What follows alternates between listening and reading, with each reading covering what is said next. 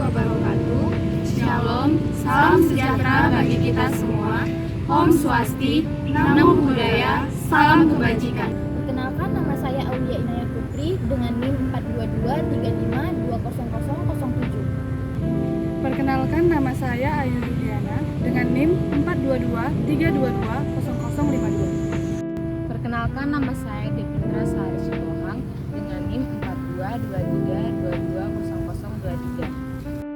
Perkenalkan, nama saya Dino Aluderman Pardosi dengan NIM 4222003. Perkenalkan, nama saya Kristina Tawil Tagalung dengan NIM 42212200023. Perkenalkan, nama saya Tiang Doroti dengan NIM 42232200026.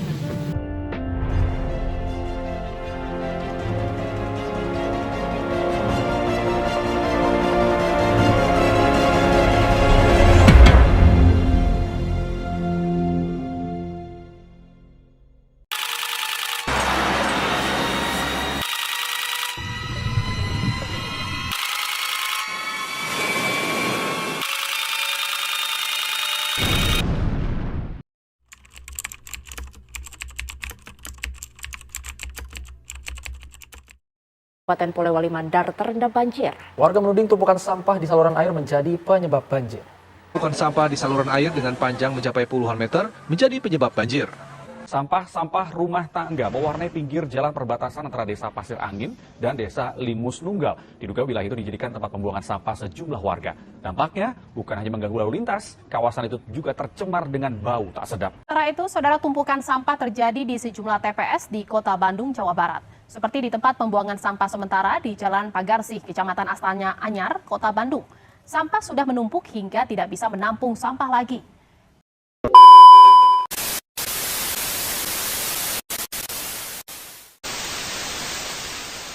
Di Indonesia, masalah sampah sudah menjadi tantangan lingkungan yang sangat serius. Tumpukan sampah dapat menyebabkan rusaknya lingkungan dan perubahan iklim yang sangat drastis. Secara garis besar, sampah dikelompokkan menjadi dua kelompok, yaitu limbah anorganik dan limbah organik. Yang pertama, sampah limbah anorganik. Sampah limbah anorganik tidak dapat terurai secara alami dan memerlukan waktu yang lama untuk terdekomposisi. Contohnya seperti kaca, plastik, logam, dan sebagainya. Jika tumpukan sampah limbah anorganik ini dibiarkan, maka lingkungan akan tercemar dan rusak.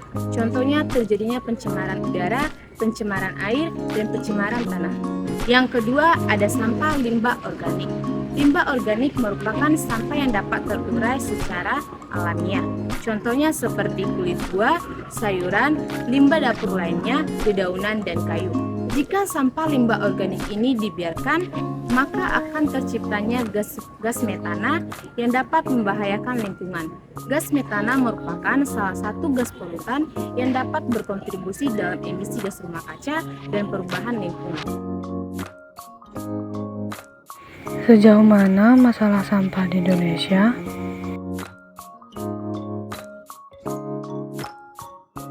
Sebagian besar sampah masih bercampur dan belum terkelola dengan baik.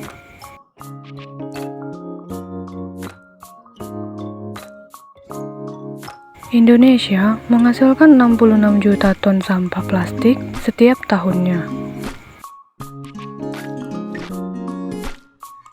Sampah organik yang dihasilkan dapat mencapai 20,93 juta ton per tahun.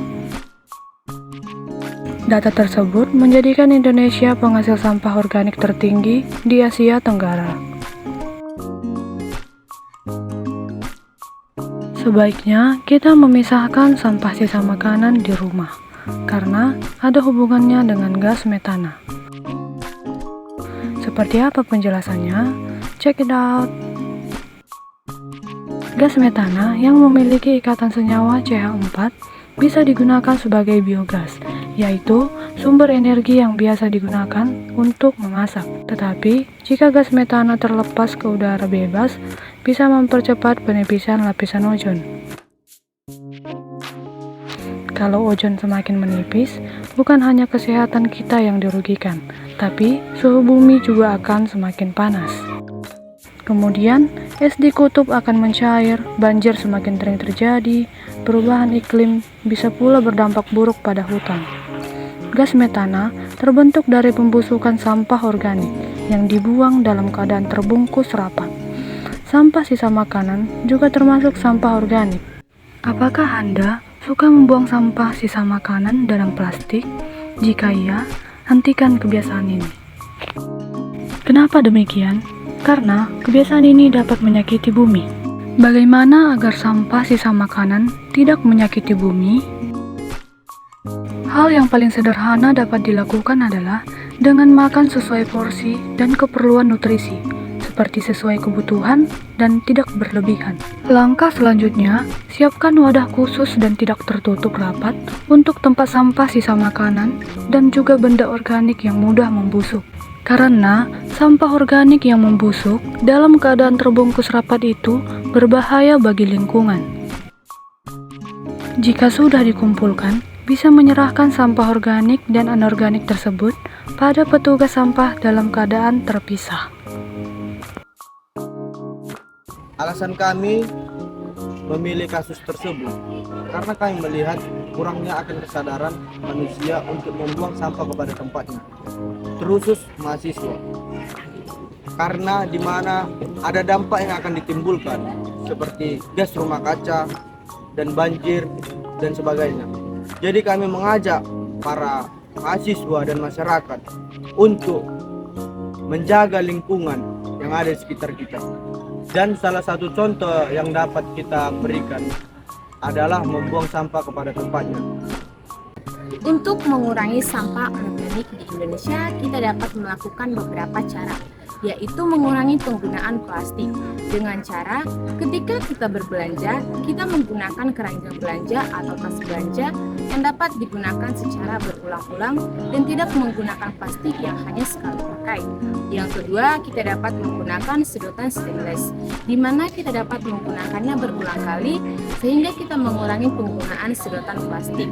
Yang ketiga, kita dapat membawa botol minum dan tidak membeli aqua untuk mengurangi botol plastik. Yang selanjutnya, kita dapat menggunakan bekal untuk membungkus makanan dan tidak menggunakan plastik, kertas nasi, dan styrofoam. Yang selanjutnya, kita dapat mendaur ulang sampah anorganik dengan cara menjadikannya sebagai kerajinan yang dapat menciptakan nilai ekonomis yang tinggi. Solusi mengurangi sampah organik di Indonesia. Salah satu tindakan dari kelompok kami untuk mewujudkan rasa cinta tanah air dan sikap bela negara kami adalah melestarikan lingkungan dengan pembuatan ekoenzim. Nah, apa itu ekoenzim? Ekoenzim merupakan bahan alami serbaguna yang merupakan hasil fermentasi dari gula merah, sisa sayuran atau sisa kulit buah yang dicampur dengan air. Hasil akhir pembuatan ekoenzim adalah cairan berwarna kecoklatan yang beraromakan asam segar. Berdasarkan hasil survei bahwa 70% sampah yang ada di TPA yaitu sampah organik. Dan sampah organik tersebut dapat menimbulkan bau yang tidak sedap yang akan menyebar ke lingkungan sekitar dan juga dapat menimbulkan ledakan pada TPA yang disebabkan karena adanya pembusukan pada sampah organik tersebut yang akan menghasilkan gas metana.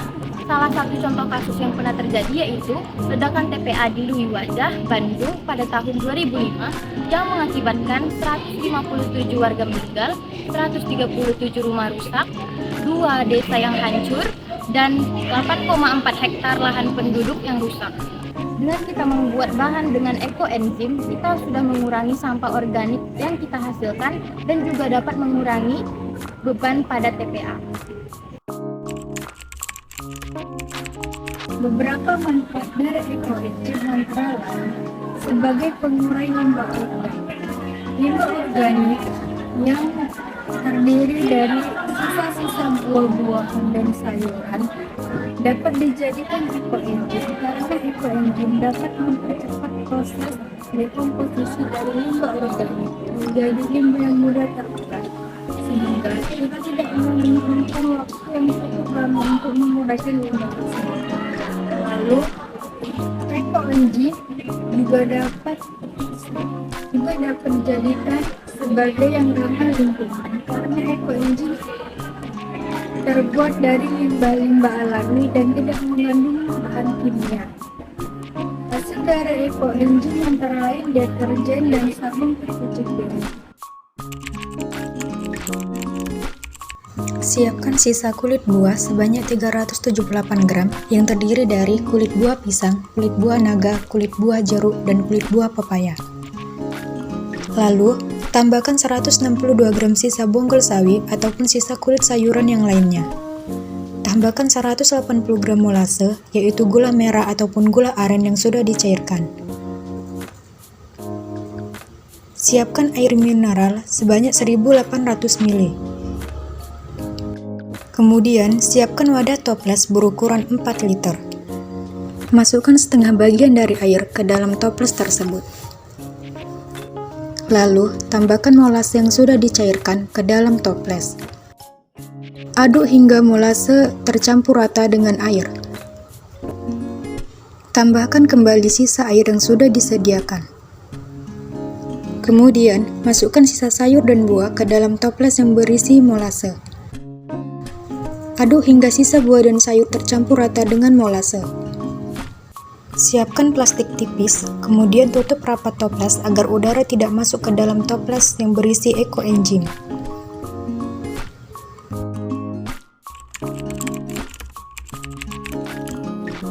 Selanjutnya, Eco-Engine dapat menjadi filter untuk air, di mana dengan menuangkan Eco-Engine ke dalam air, dan Eco-Engine juga bermanfaat sebagai pupuk organik alami, yaitu residu yang dihasilkan dari pembuatan Eco-Engine. Eco-Engine sendiri juga dapat mengurangi efek rumah kaca karena sampah organik yang dapat menimbulkan gas metan yang tidak baik bagi udara. Dengan adanya pembuatan Eco-Engine, kita mampu mengurangi gas metan pada udara. Dan pembuatan Eco-Engine juga dapat melepaskan gas ozon yang dapat mengurangi karbon dioksida di atmosfer yang membendung panas di awan, sehingga cairan Eco-Engine dapat mengurangi efek rumah kaca dan pemanasan global. Berikut adalah tampilan Fishbone tentang dampak sampah sebagai pemicu rusaknya lingkungan dan global warming, yang dimana memiliki 4 poin, yaitu yang pertama, poin lingkungan, yang disebabkan oleh faktor yang pertama, terjadinya pencemaran tanah, air, dan udara. Yang kedua, sampah berkontribusi pada pemanasan global melalui emisi gas rumah kaca. Dan solusi dari faktor tersebut yaitu membuang sampah pada tempatnya, memisahkan jenis sampah, dan mengurangi penggunaan plastik. Selanjutnya, poin yang kedua yaitu manusia, yang disebabkan oleh faktor kurangnya rasa nasionalisme sehingga membuang sampah sembarangan. Yang kedua, kurangnya kesadaran terhadap dampak negatif atas tumpukan sampah. Solusi dari faktor tersebut yaitu meningkatkan pengetahuan dan kesadaran masyarakat serta menambahkan rasa cinta tanah air atau nasionalisme. Selanjutnya, poin ketiga yaitu prasarana, yang disebabkan oleh faktor tidak tersedianya tempat pengolahan sampah. Solusi dari faktor tersebut yaitu pembuatan bank sampah sebagai tempat pengelola sampah. Dan yang terakhir yaitu poin dana, yang disebabkan oleh faktor anggaran pembiayaan pengelolaan kebersihannya yang kurang. Solusi dari faktor tersebut yaitu mengajukan proposal permohonan dana kepada pemerintah yang terkait. Pendidikan kewarganegaraan berperan penting dalam menyadarkan warga negara tentang isu-isu lingkungan. Salah satunya adalah tumpukan sampah. Hal ini dapat mendorong individu untuk mengetahui dampak dari tumpukan sampah pada lingkungan.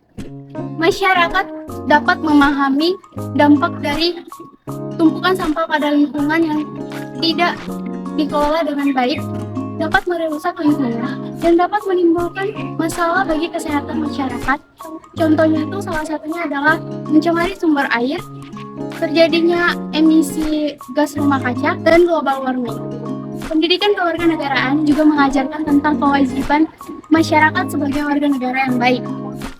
Hal ini mencakup tentang tanggung jawab masyarakat untuk menjaga lingkungan dan untuk memahami bahwa pentingnya tentang pembuangan sampah sembarangan itu dapat melanggar perundang-undangan tentang perlindungan lingkungan.